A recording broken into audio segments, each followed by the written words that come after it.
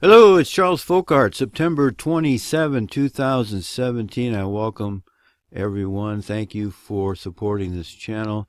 This video is on the level plane Earth. Does the moon look 238,000 miles away to you? Me and a buddy Austin from Ohio were having a conversation on the flat Earth. He's just in the last week or so come out saying that yes, he understands that we do live on a level plane Earth. We've been able to converse about that, and one of the things that he brought up, and he's quite a bit younger than I am. He's in his, I'm not going to say because I don't want you to find out who he is. I don't want to give too much information away. But anyway, he's younger than I am. And he said, you know, the spinning spear idea and program and propaganda that we're exposed to our entire life, the globe in the corner of the room, it's there all the time. We have to learn the planets. And he made a good point.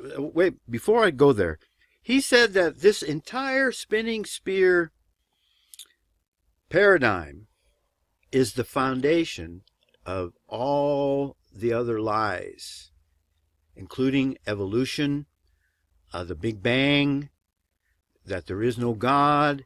See, this paradigm allows for you to question, for you to have your doubts. And that's the very first sin in the garden, chapter 3 of Genesis. Yea, hath God said, our enemy, the adversary, and his children, the Esau Edomites, they want us to question God. They want us to doubt his promises, that his word. They want us to question the fact that there is a creator at all. And that's the spinning spear system. The solar system is the foundation for all these other lies. I'm going to put this in here as an edit, and the microphone is going to be different, but hopefully it'll work out. Right here, I wanted to insert the idea, or the fact is, you've probably seen that clip where Will Smith and the other guy in that movie are sitting there on the bench, and the one fellow says, 500 years ago, everyone believed the earth was flat. Okay, so there was a period of time when everybody 500 years ago believed the earth was a level plane and was the center of the universe. Okay, with a firmament over it, perhaps. So there was a propaganda campaign begun 500 years ago, and that whole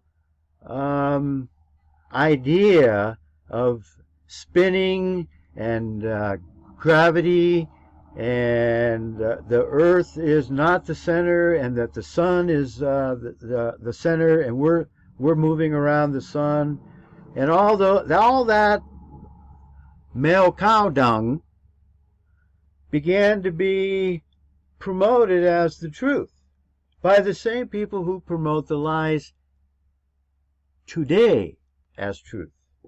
It's the same group of people, folks. They've just been able to do it for a very long 500 years. Well, that time is up. That time is up. We now have ways that we can check things out for ourselves. Those of you and those who watch this program are probably pretty good at using their head and using their skills, their thinking skills, their cognition, and able to look and use their five and their sixth sense to tell that they've been lied to. I mean, really, to me, the flat Earth after a couple of weeks was obvious to me, and it took me another week or so to come out in public, because you're at that when everybody else out there thinks one thing, and then you come out thinking completely the opposite. personally, I think it's a big step to come out in public and say, hey, this is what I think, and I don't care who think. You know what? There was a mime that was sent to me not too long ago.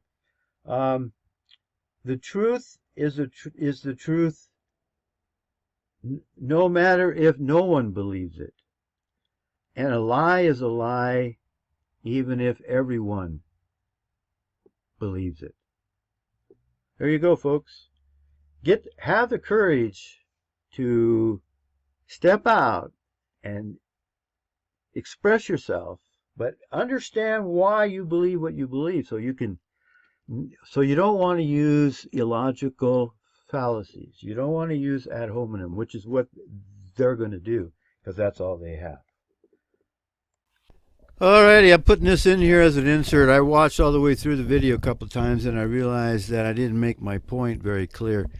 The reason you want to ask a person a question rather than preach to them is because when you ask people a question, and this is a very excellent way to teach, is to ask questions, is you ask them a question, and then their mind is occupied with that question.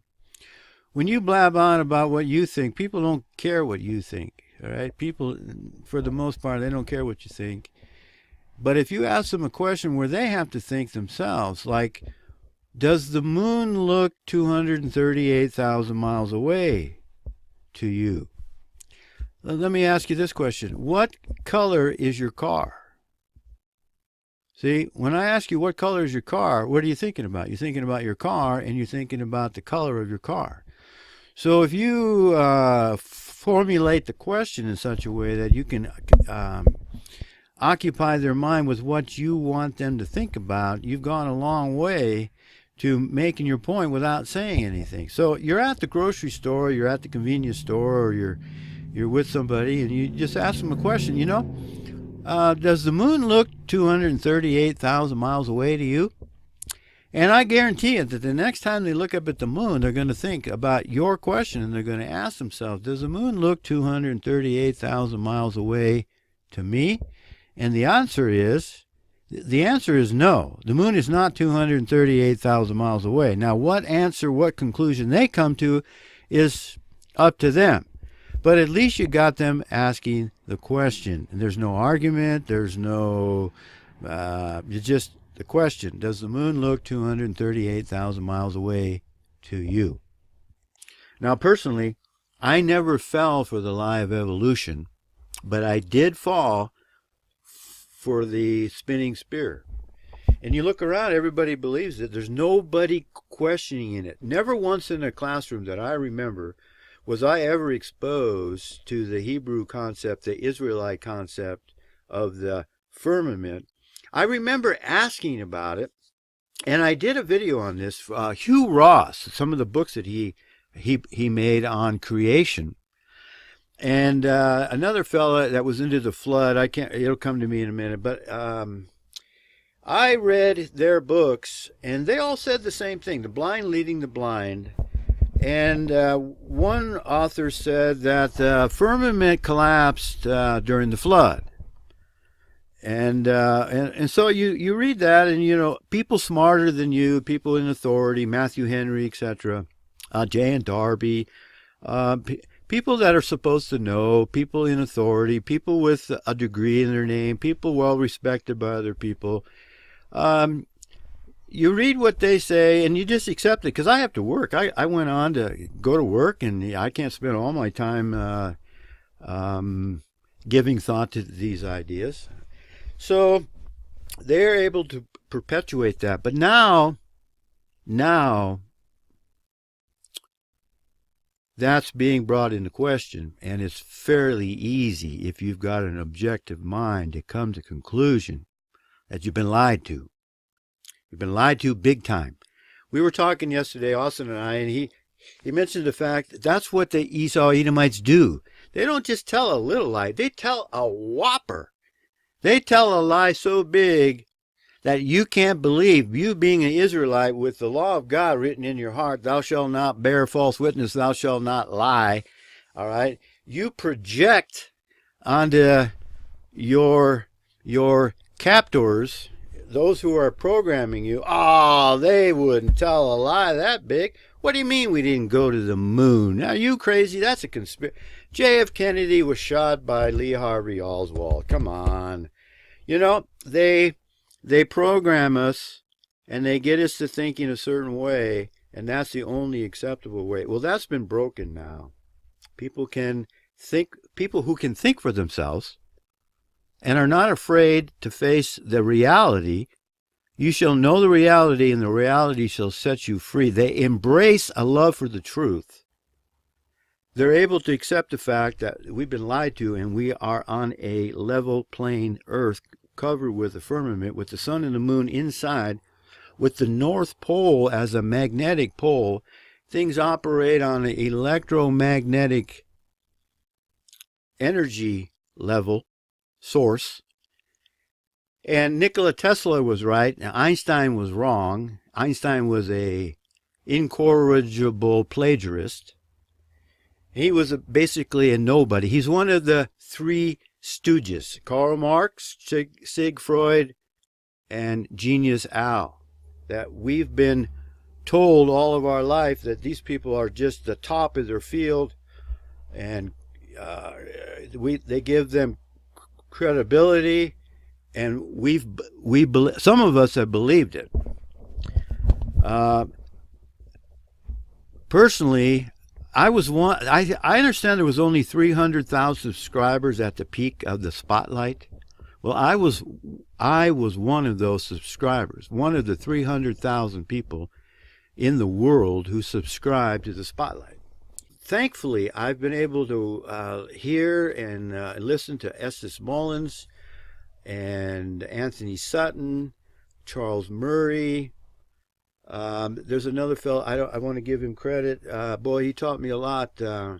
He taught economics at that Christian Bob Jones University before it was a 501c3.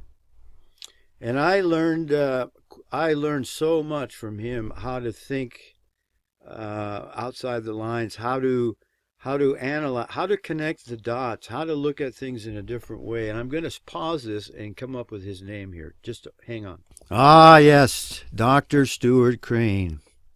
Back when I was going to Humboldt State University, I had his audio tapes, and I learned more from him than I did from my classes at school. Anyway, folks, and there's some people out there saying, why does it matter? What does it matter whether the earth is flat or round or square or shaped like a pizza? What difference does it make? And I think my buddy Austin hit it on the head. He said, it's the foundation of all their other lies. It's the foundation for the space program. It's the foundation for continuing the petrodollar. See, there's an entire energy source out there, an electromagnetism they're hiding from us, folks. There's so much here that they're not telling us, and what they do tell us is a lie. So the reason the flat earth is important for you Christian identist, for you Israelite identist, is this. The average Joe Sixpack, he's going to realize a lot easier that the earth is level and not spinning than he is that the Bible is not all-inclusive. It's going to be a lot easier for him to realize that he's been lied to about the world, the earth that he lives on, the world that he lives in, than it is that he has been lied to about important issues in Scripture. So from the flat earth, from realizing the earth is actually level and not spinning, and the earth is covered with a firmament, is going to be a lot easier for him to come to realize, to understand that he's been lied to, than it is anything in the Scriptures. And from the flat earth truth, he can move on to other things, and that's where we come in. we can tell him, we being Israelite identists, we can explain it to him from that point on. Does the moon look 238,000 miles away to you?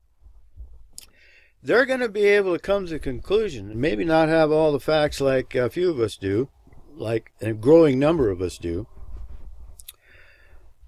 And they're going to come to the conclusion that, yes, we do live on a level playing field with a firmament, and we're not moving, that we've been lied to big time. And then they're going to look at other lies. And they're going to come to the conclusion that, hey, the Bible talks about a flat earth with a firmament, and the Bible's been a flat earth since Genesis and Job. Then, you know what? Maybe the Bible's true in other aspects, in other subjects. And maybe I should look into that. That's where the Israelite identity message comes into play, because it's the truth. It's the reality. We are the subject, the Israelites, the Caucasian race, are the subjects of Scripture. The other non-whites are just brought into play as they interact with the whites. And basically the whites, the Caucasian race, is told not to mix with the non-whites.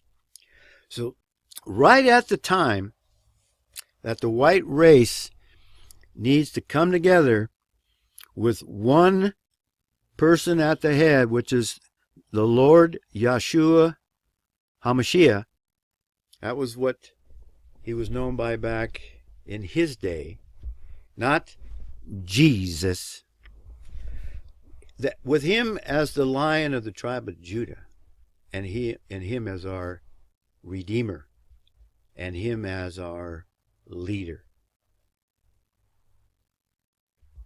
When the enemy comes in like a flood, what does the Lord do? He raises up an opposing force against it. That's where we are today, folks. It's exciting times to be alive. You need to trust in the Lord, embrace the love of the truth, and may the grace of God, our Father, may his grace be upon us all. But before we go, does the moon look 238,000 miles away to you? May his grace be upon us all, for we certainly need it. See you.